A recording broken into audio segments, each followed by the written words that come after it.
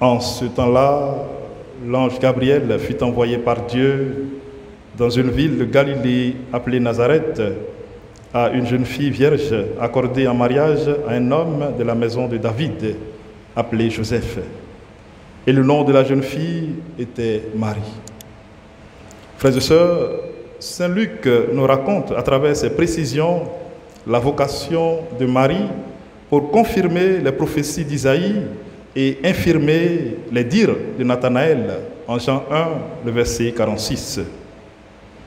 L'ange entre chez Marie et dit « Je te salue, comblée de grâce, le Seigneur est avec toi. » Cette salutation va troubler Marie et dans son questionnement, l'ange la rassure.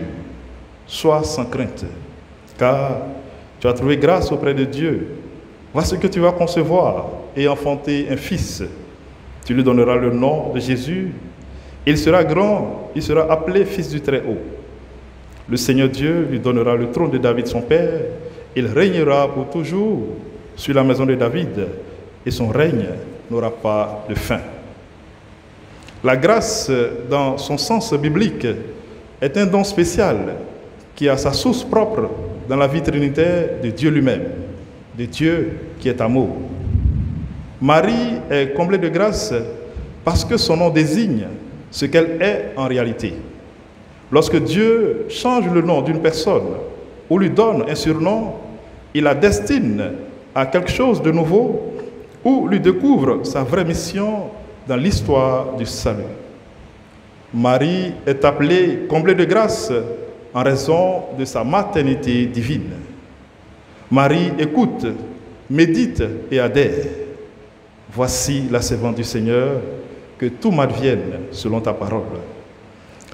L'annonce de l'ange fait découvrir à Marie sa propre occupation dans le monde, la clé de toute son existence. Autrement dit, l'annonciation a été pour elle une illumination très parfaite qui a atteint sa vie entière et l'a rendue pleinement consciente de son rôle exceptionnel dans l'histoire du salut.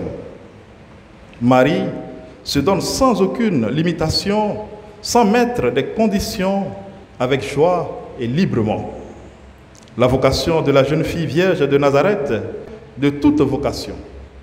Nous comprenons donc notre vie et les événements qui l'entourent à la lumière de notre appel. C'est dans l'effort pour mener à bien ce dessein de Dieu que nous trouvons le chemin du ciel et notre propre plénitude humaine et surnaturelle. Frères et sœurs, peut-on aujourd'hui encore trouver des jeunes garçons et des jeunes filles sincères qui désirent se laisser employer par Dieu, des jeunes ou des personnes qui veulent vraiment coopérer à l'œuvre du salut sans contrainte, sans mauvaise intention de départ? La vocation n'est pas tellement le choix que nous faisons, mais plutôt celui que Dieu a fait de nous à travers milliers de circonstances qu'il faut savoir interpréter avec foi et un cœur pur et droit.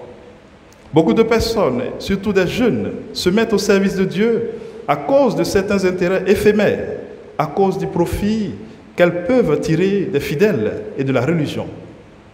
Elles n'ont pas compris, ces personnes, que le fait que Dieu désire leur coopération est en soi si extraordinaire et si magnifique qu'une vie entière passée à lui rendre grâce ne suffit pas à nous acquitter envers lui d'un si grand honneur. Frères et sœurs, que le Seigneur qui nous appelle, chacun selon son état de vie, nous inspire la vraie crainte, afin qu'avec responsabilité et maturité, nous acceptions l'appel, l'écoutions et l'assumions. Que la Vierge Marie intercède pour nous, pour qu'aux appels successifs que le Seigneur nous fait, nous puissions répondre promptement et fermement, car seule la vocation est ce qui remplit une vie et lui donne un sens.